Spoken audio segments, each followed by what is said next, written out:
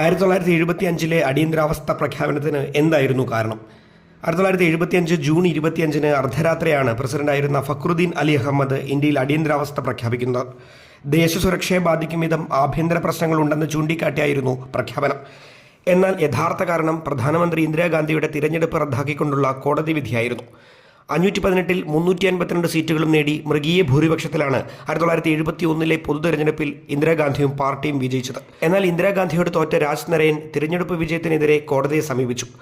പൊതു തെരഞ്ഞെടുപ്പ് സമയത്ത് സർക്കാർ സംവിധാനങ്ങൾ ഉപയോഗിച്ച് പ്രചരണം നടത്തിയെന്ന വാദം അലഹബാദ് ഹൈക്കോടതി അംഗീകരിച്ചു.